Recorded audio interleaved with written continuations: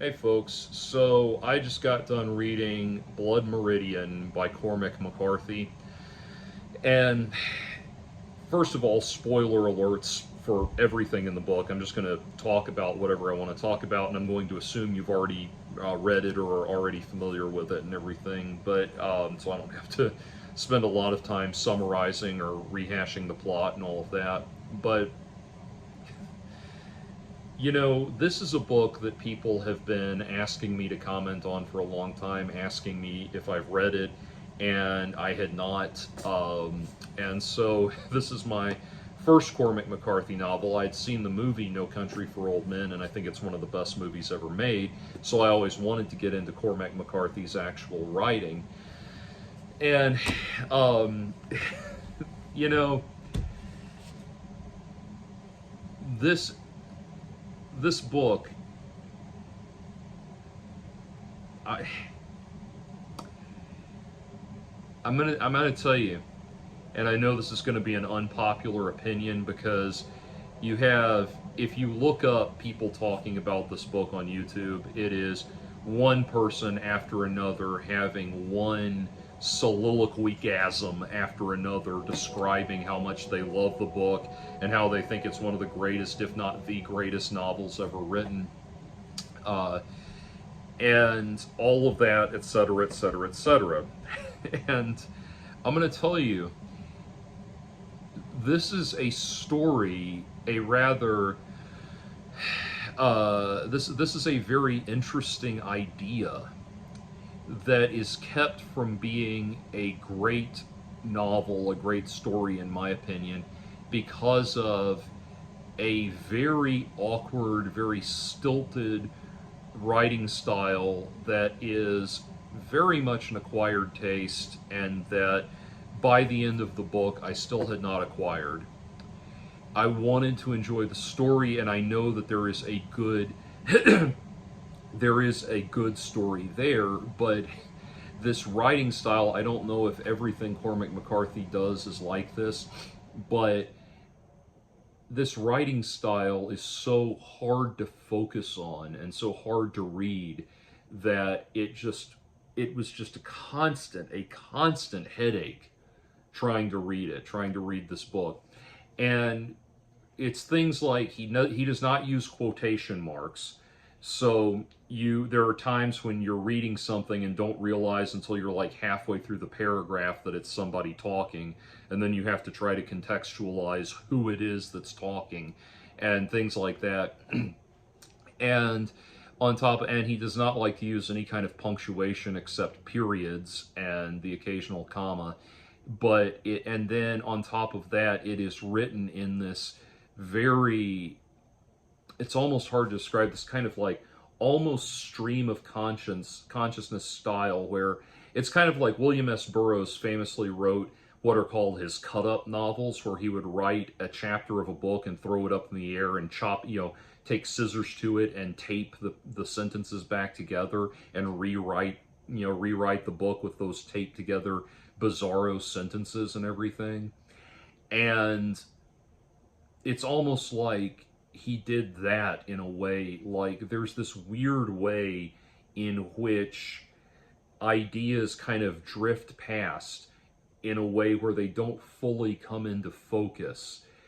And it's a lot of it, again, is the visual component of it, the weird way he writes, on top of just the flow of his ideas and everything. It would be kind of like it's this weird way in which there's a flatness to everything. Everything feels, I get that. I think the point of the narrative is that it's supposed to sound so jaded and disconnected from humanity that you never feel, this is just dull, boring, and uninteresting to the narrator of the story. I get that, but that doesn't make for interesting reading. It'd be kind of like, imagine if you heard a story that went, he got up, he made breakfast and had bacon and toast and scrambled eggs, and he went outside and killed a bunch of people and came home and watched reruns of Family Feud and went to bed. Okay, one of those things was way more important than all the rest of them. but the tone just makes it all run together. And that's what I kept running into reading this book. There's a scene where Judge Holden picks somebody up by the head and crushes their skull, crushes their skull and they bleed out through his fingers and everything. And that just went by with this kind of blasé nothingness that the whole book goes by with, because there's no there's no dynamic arc to any of it. There's no there's no build up of intensity or anything. It's just everybody's so jaded they don't give a fuck, and so they're all just kind of like, about the only interesting character, or kind of narratively captivating character, was the ex-priest, because he's somebody unlike the rest of these antisocial sociopaths that the story's about. He is someone who, we get the impression had a concept of morality that he's abandoned, where all the rest of these guys never had a concept of morality to begin with. And so he makes for a little bit more of a dynamic read, but and it's it's no surprise at the end when we've come to understand that Judge Holden is an unstoppable force of evil. It makes sense that the ex-priest starts trying to hold a crucifix up in his face like this guy is the actual devil and everything. But the and that sort of thing, just over and over again, I keep reading these things, and the way it's structured and the way it's written, when I'm finding out, I'm reading about, Judge Holden keeping a mental invalid on a leash that he drags around so he can watch the guy rape children and everything, all of this, that you describe it that way, and just saying it like that, yeah, it gives you a shock, but in the reading of it, it just, it's just like sucking all of the, sucking all the marrow out of, or all of the meat out of this narration. Things that should be shocking just kind of drift by like an After Dark screensaver or something. And so there was just this weird flatness to it, that where it was hard to know what's being described, what to focus on. To use my analogy that I gave earlier with the guy that goes out and kills a bunch of people, it's like not even saying it like that. It would be like telling that whole narrative again, but then it was like, he went out and inserted a knife into somebody and went back inside. It's like, it's so drained of the color and the flavor and the flair that it should have. I had an experience that I had when I was in college.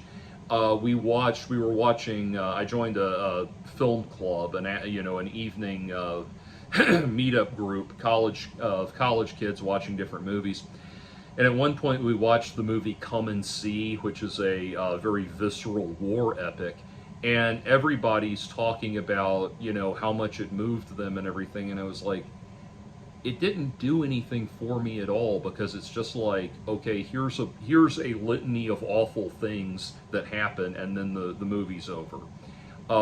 Sallow affected me much the same way, or failed to affect me much the same way. And when I said that, I had all of these people in that room saying like, how can you say that? This movie was so beautiful. And I remember this one foreign guy that didn't really understand everything his English, I don't think he got everything I was trying to say, but he said, "Sir, listen with your heart." This, like they thought I didn't care about what these people were going through, when really I'm saying like, no, what they're going through is horrible. It's just we need artistry to it. It can't just be this dead litany of horrible things that happen. And that's why, it's kind of like, the movie, think about it, the movie Blue Velvet comes to mind, where horrible things happen, but we feel it on a visceral level. The movie Blue Velvet, there's all of this beauty, and we're sucked into the world, and there's beauty and intrigue, and and dynamic character development and all of that. And so consequently, when Frank Booth finally enters the film, it's horrifying because he's this, he's this force this evil that comes to dominate the world that we've, developed an affection for in watching the film, and that kind of thing. Whereas with this, it's just this constant flatness where you don't really even know what to focus on in the narrative. So consequently, it's difficult because it's difficult to know why you're reading any particular sentence in the story. It's difficult to know what is significant and what is important, what pieces of information you need to hold on to, that kind of thing. I'll use an example from this. Literally, I picked this book because as I was getting ready for this video, I just turned to the shelf and found this one. This is In the Sanctuary of Outcasts by Neil White. It's a memoir. Neil White, he's actually an old friend of my family's. We knew him when we lived in Mississippi. That's why I'm familiar with the story. And so I'm going to read you just the opening paragraph, knowing nothing about what this book is. I'll read you just the opening couple of paragraphs. Daddy is going to camp. That's what I told my children. A child psychologist suggested it. Words like prison and jail conjure up dangerous images for our children, she explained. But it wasn't camp. It was prison. I'm Neil White, I said, introducing myself to the man in the guardhouse. I smiled. Here to self-surrender. The guard looked at his clipboard, then at my leather bag, then at his watch. You're 45 minutes early. Yes, sir, I said, standing tall, certain my punctuality would demonstrate that I was not your typical prisoner. The guard pointed to a concrete bench next to the guardhouse and told me to wait. Okay, in all of that, now, let me tell you what the book's actually about. Neil White was convicted of white-collar crime about 30 years ago. He was a magazine magnate, a publishing magnate, who committed a form of bank fraud called check kiting, got busted, was down in the Gulf, kind of the Gulf port area, everything, and got busted and was sentenced to a prison term at this prison that doubled as a leper colony. And Neil takes great pains in the introduction to the book to say that he does not like the term leper. He prefers the correct term, which is Hansen's disease patient. But it was also a leper colony. And so he, in his story, when he got there, Neil was, and he'll be the first to tell you this, he was very much of the, blue-blooded, upper-crust, wealthy 1% elite of the world when he got busted for his crime.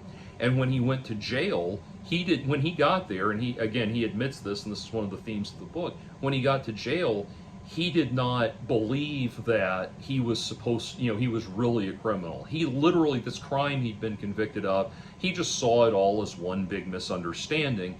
The reason being that he was looking at what happened through the lens of, I'm this better type of person up here, I really don't belong with all the riffraff down here. And so when he gets to the what that's setting up, that opening paragraph there, or paragraphs, what that was setting up was the beginning of the journey that he went through while he was in prison, because going through the prison system and experiencing that humanized him and helped him learn that, one of the major themes of the story is him learning that, realizing his humanity and seeing past this, the blue-blooded arrogance that he had when he went into it, and becoming a human being that connects with the common man and, genuinely connects with other people and that sort of thing. And so he begins with this humorous anecdote about, he had such a Boy Scout image of himself that he showed up early because he wanted to impress the guards at the prison, and they don't give a shit, obviously. This is now, you see how we are presented with information about this person that becomes relevant to the theme as we go along in the story. And that's just a basic example, just one basic example. And it's setting up the kind of person Neil was before he went into prison, and we're going to see the evolution of this person while he's in prison. Anyway, so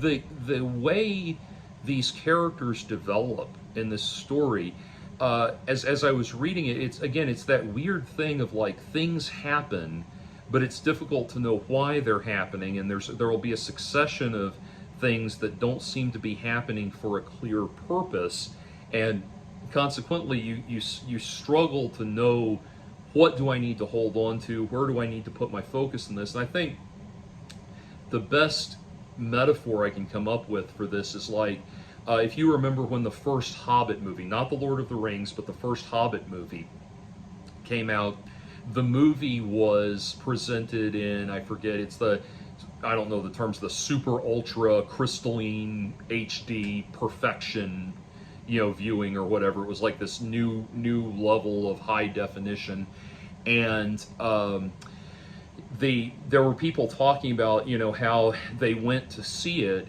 and because of the super high def, like it took all of the dynamics out of the image. It was not, you couldn't tell. It kind of like served to like flatten everything out, and it was so clear. The image was so clear that there was no depth of field. Everything looked like it was supposed to be focused on all the time. And people were talking about like I was looking at these images on screen, not knowing what I was supposed to be focusing on, and then they went back and saw the same movie in standard definition and loved it, because now everything's not been flattened out. Now they know where they're supposed to be looking and who they're supposed to be following and all of that, and that the super ultra HD took all of that away to such a point that one person said there were jokes, like fun laugh lines in the movie that were funny in the standard definition version, that they didn't even realize had been said in the high definition version. And that's what Blood Meridian felt like to me. It's this thing of like, we're presenting everything with wonderful, with great depth of prose, but in this way where it's not clear what we're focusing on or why. And so, for example, in the early scenes when Toadvine and the kid and Toadvine, I should say, burn down the hotel, and they leave, and the judge is smiling at them as they leave, I actually forgot that the judge was smiling at them when they left. I had to, since reading it, I went back, I've been watching Wendigoon's summary of it, and I'll talk about that in a minute. But I watched that, and then I finally thought, oh, that's right, I did read that. And because we've not defined, the judge, and weirdly enough, even though I had read the whole scene about the judge confronting the tent revivalist and convincing the crowd that the guy was a pederast so that they'll lynch him for no good reason, just, he just does that for the lulz.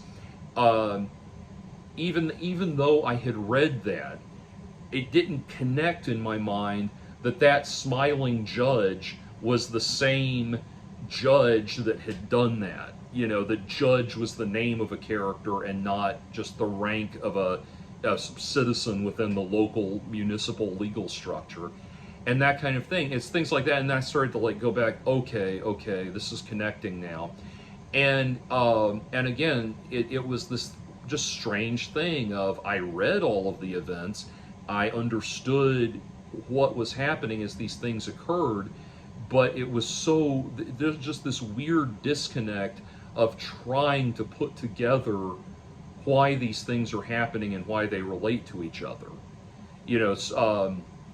And so, talking about Wendigoon, I've watched a good chunk of Wendigoon's summary and analysis of the story, And I'll tell you, I'm actually enjoying that, talking about the SD versus HD metaphor. I'm actually enjoying that a lot more than the book itself, because Wendigoon, in his just standing there telling the story, he is actually focusing on the things that need to be focused on, and he is giving them the emotional gravitas that they need to have.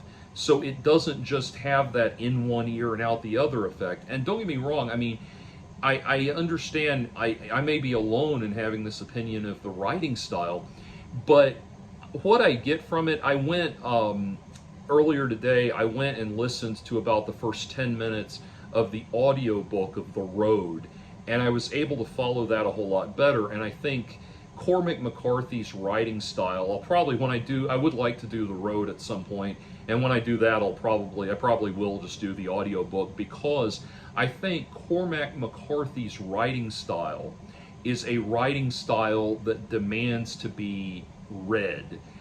He writes in a very speech sort of style, like someone's actively speaking to you, and it makes a lot more, it works a lot better to hear it read, so it's more like a dramatic monologue.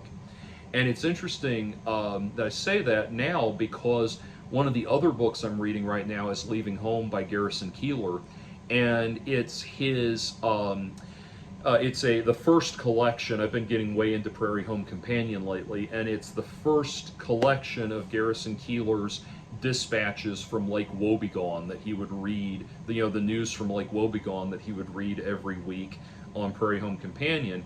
And part of the reason I can read that and enjoy it is because I know what Garrison Keillor's voice sounds like.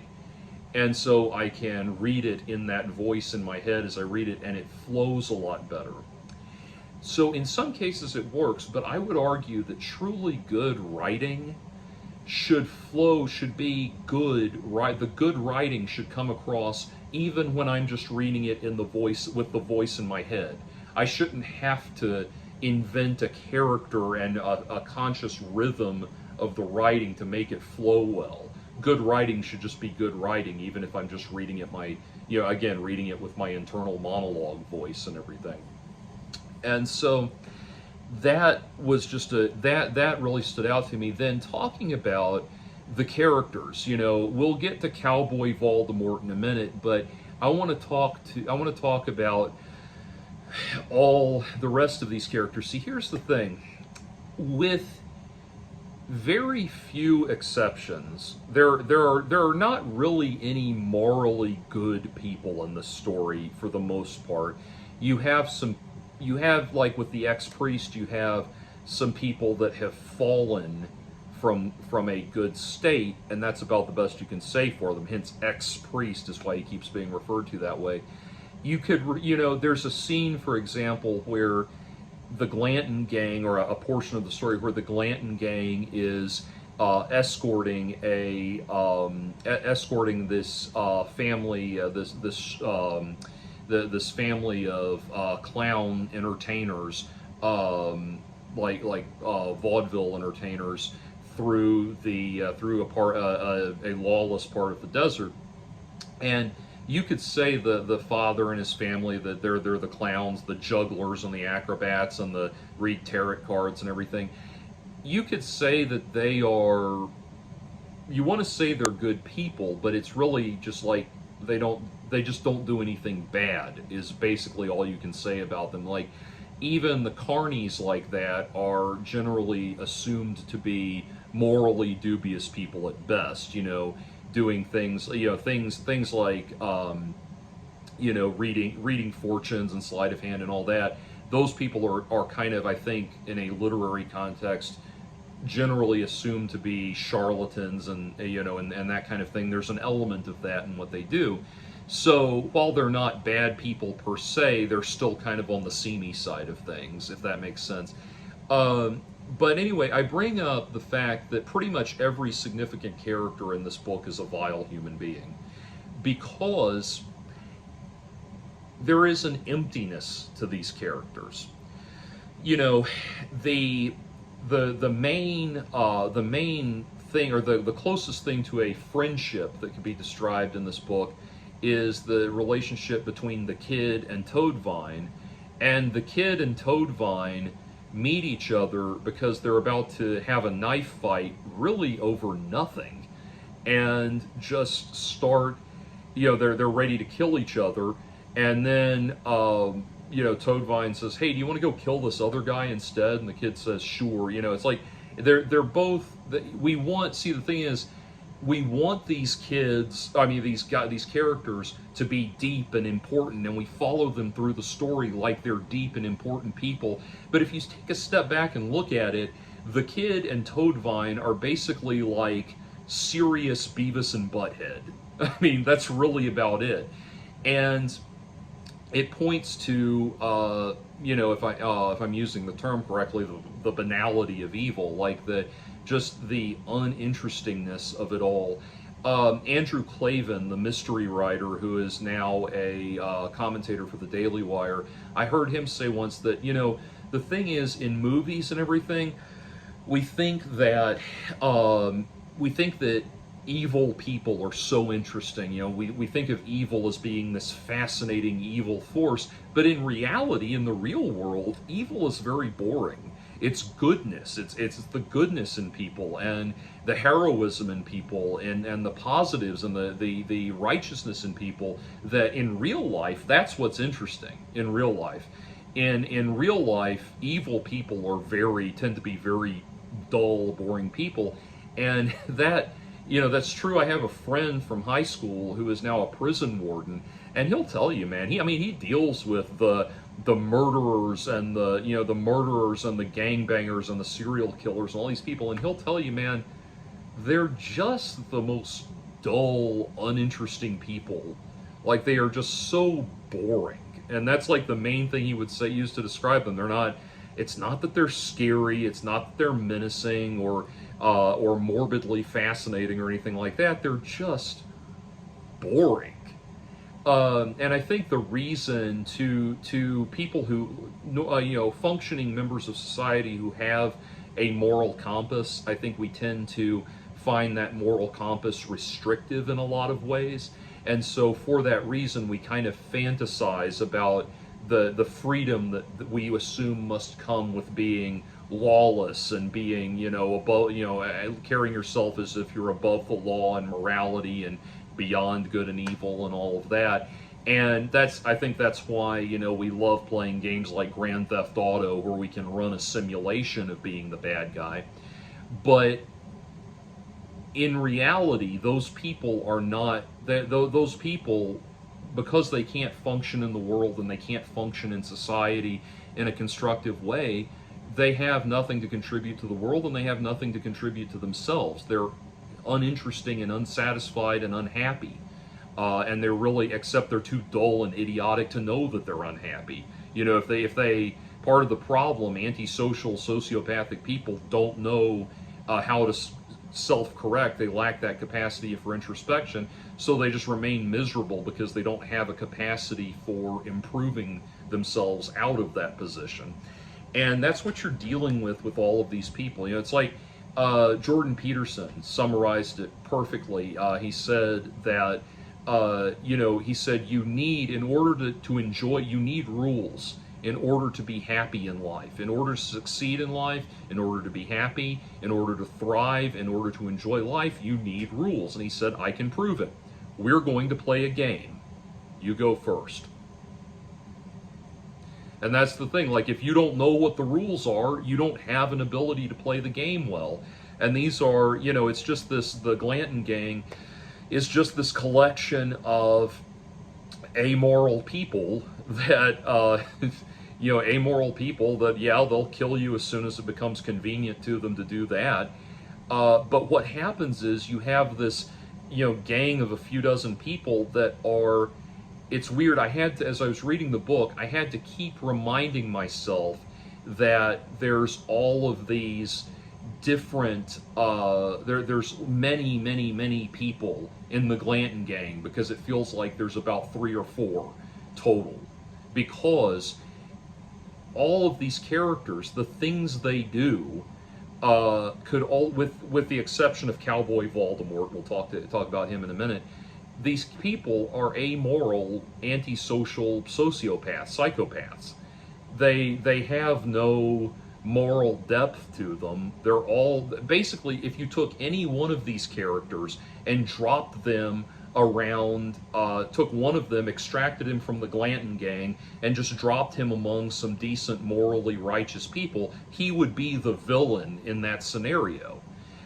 So because of that, there's this interchangeable quality to all of them.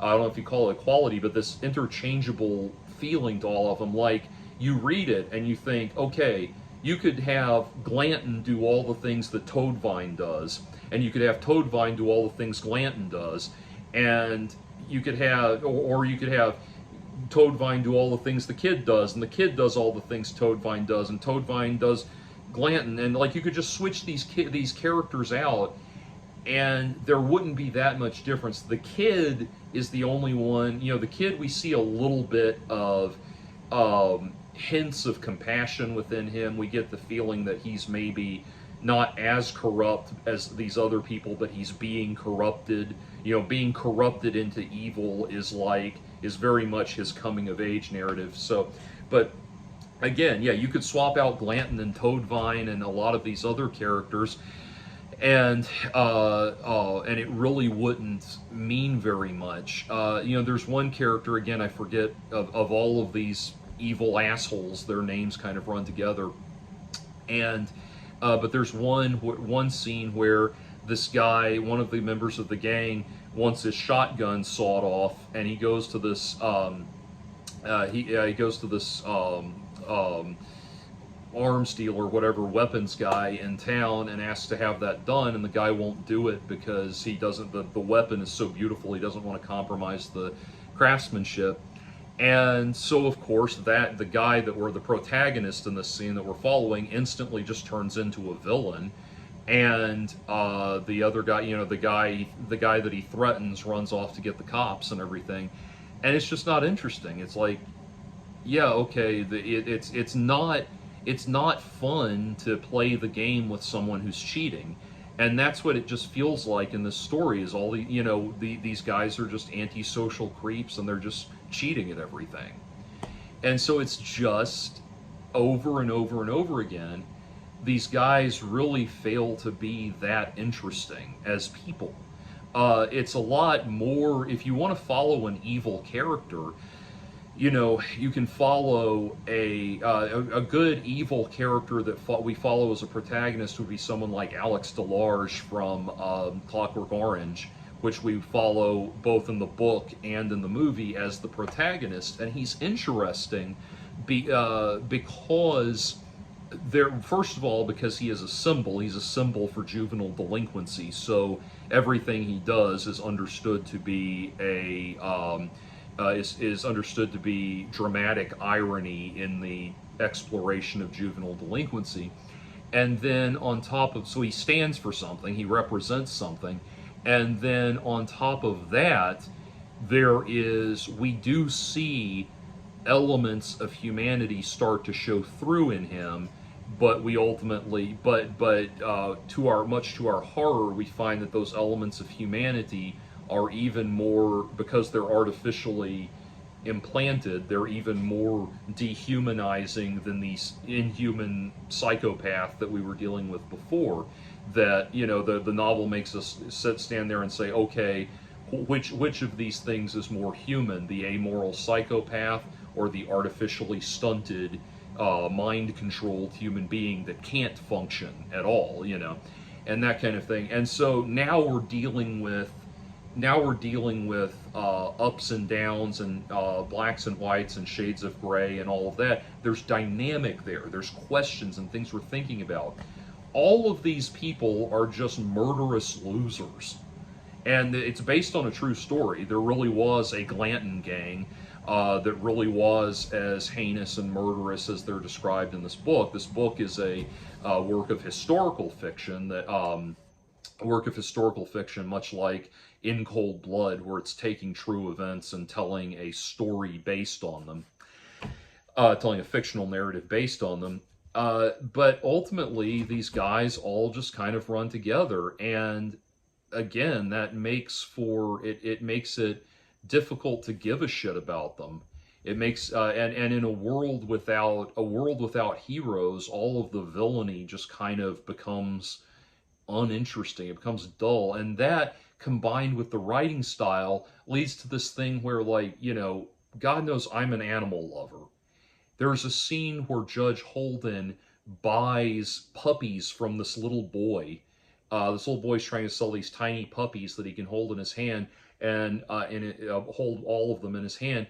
And Judge Holden buys the puppies from him and starts throwing them into the river, and just for the sake of doing it, just because he validates his existence by killing things. And I get that he's a living, he's an embodiment of violence as a concept made flesh, and and so in that way it's written, like, that should get at and as he's doing that, one of the other guys is using the puppies that are flying through the air into the river as target practice. All of this should feel horrible, but and sickening, but it feels numb. I'm just numbed by it. And again, it's this thing of, like, all those things with that would matter.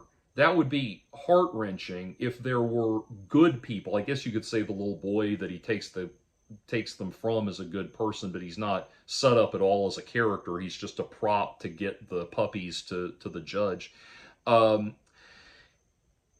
If there were good people, if this was a story about some people fighting for animal rights or something like that, and the judge is throwing puppies into the river just for the hell of it, now it's dynamic. Now I'm feeling that.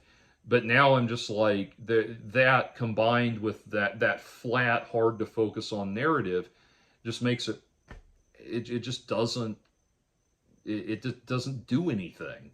And it's kind of like I mentioned the movie Salo earlier. It's kind of like there's a point at which, like, it's like, okay, you want to be really weird, you want to be really gross and demented. Congratulations. I mean, what else is coming out? What else am I supposed to take away from this thing that's being presented like a brilliant work of art? Like, it's just not, there's nothing there.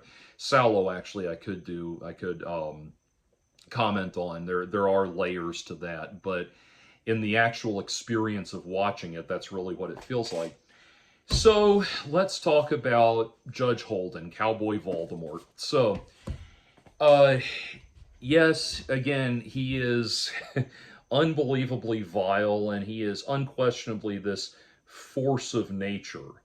And I get the impression that Cormac McCarthy likes writing about evil as a force of nature because, from what I saw in the movie, I've not read the book, but from what I saw in the movie, he did basically the same thing with Anton Chigurh.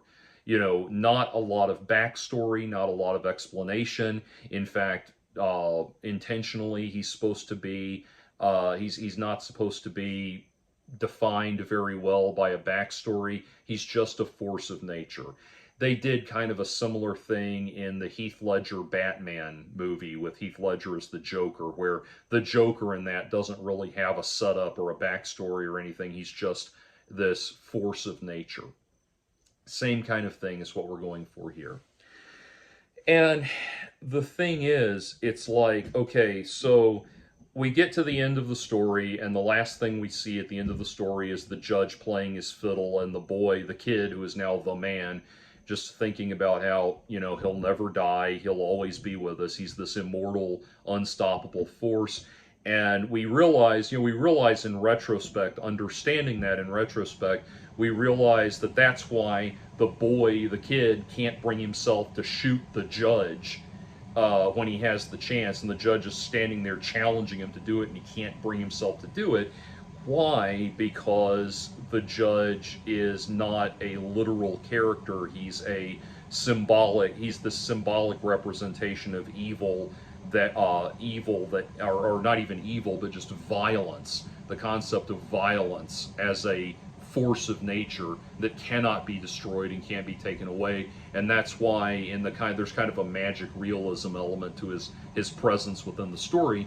But that's why he can't be killed, he can't be shot. Everyone who has, I think it's Toadvine has a shot at him earlier, and the judge just doesn't even, is not fazed by it, and Toadvine backs off and gives up, and people try to kill this guy and they can't even pull the trigger, and that's why, because he's a symbol. He's the symbol of this unstoppable force.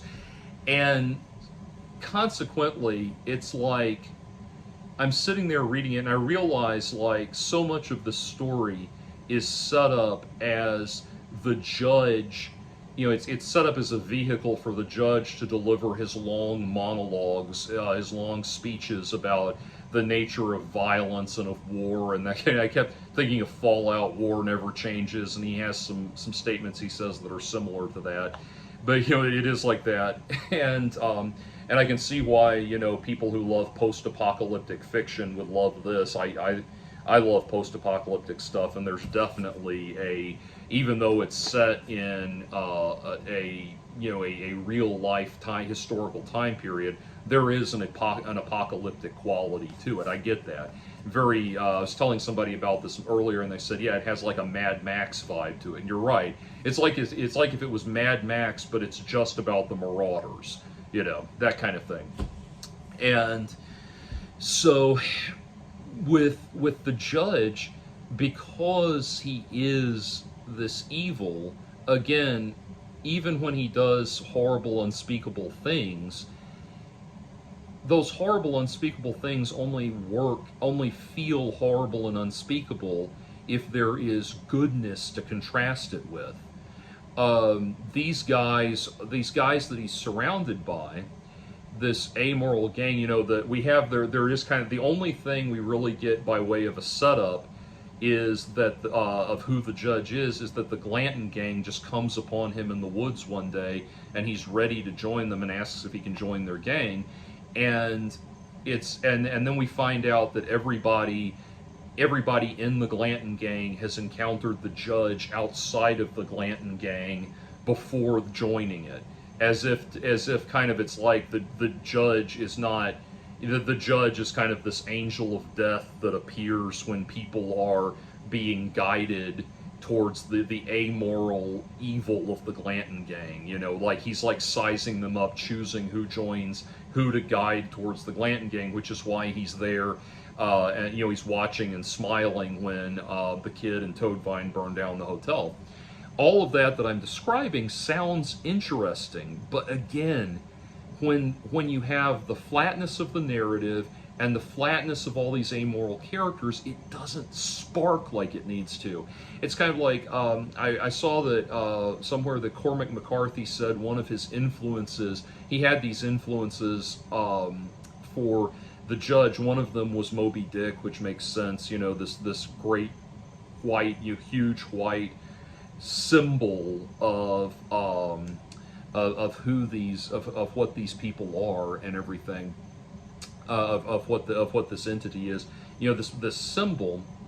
And then another influence on the character was Walter Kurtz from Heart of Darkness and Apocalypse Now.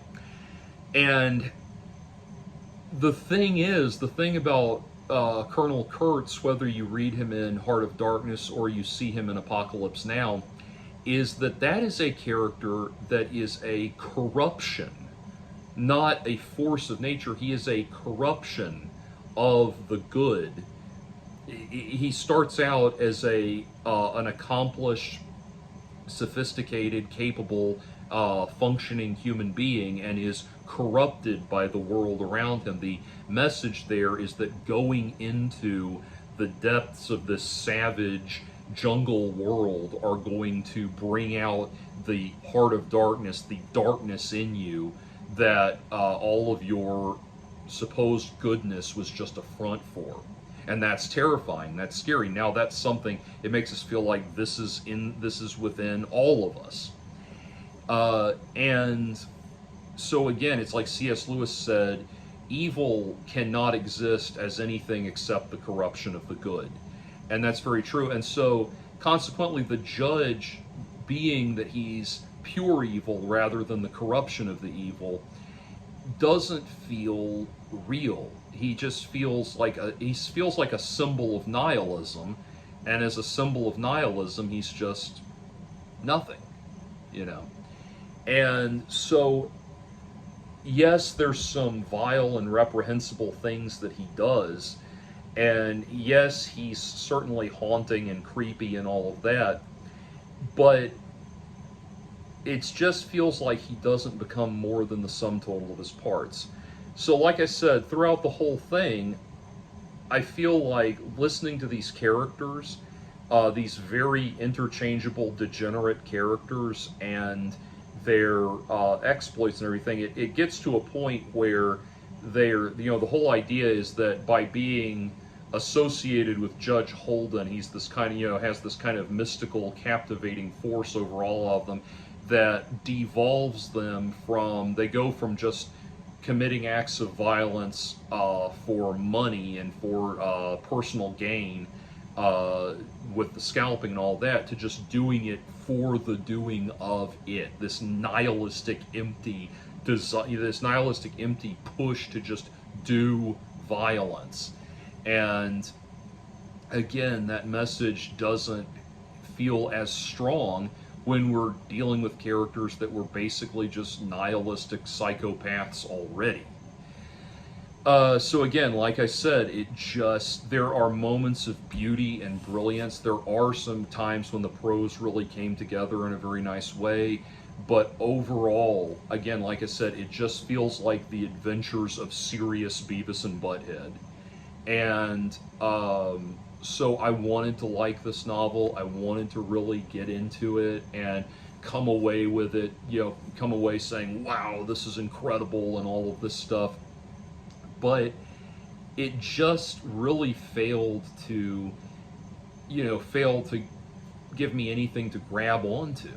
I keep referring to the judge as Cowboy Voldemort, and it really is, there's a thing in Harry Potter, if you, spoiler alert for anyone who cares, but in Harry Potter, what happens with Voldemort? Voldemort tries to kill Harry and he can't. The magic bounces back on him because he is such a force of pure evil, and Harry is such an innate force of good that it just bounces back on Voldemort. And so when Voldemort and Harry Potter finally confront each other at the end, they just shoot magic at each other, and it turns into this reverse tug of war, where they're trying to shoot the beam of magic back and forth at each other, and eventually Voldemort just loses because Harry is so good and Voldemort is so evil. And so, as much as I love Harry Potter, and Voldemort is I would say, a better developed character than the Judge in terms of character development, but Voldemort ultimately becomes, his downfall is just becoming a symbol of evil, becoming a non-entity. And I think about that in contrast to what the Judge is. The Judge that's the thing, the Judge continues to thrive. Again, it ends with him surrounded by decadence and debauchery and violence and hookers while he plays a fiddle and everything. And there is that symbol there of like Rome burned and Nero played the fiddle and all that kind of stuff. But it ends with him doing that, and it's like saying that like this entity is going to continue to thrive and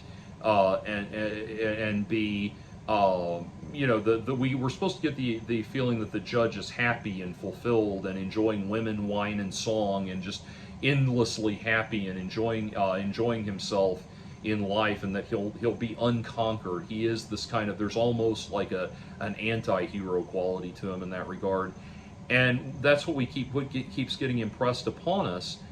But because he's nothing, he's a symbol of nothingness, really, not even a symbol of violence. He's a symbol of nothingness, and that symbol of nothingness is manifested through the violence.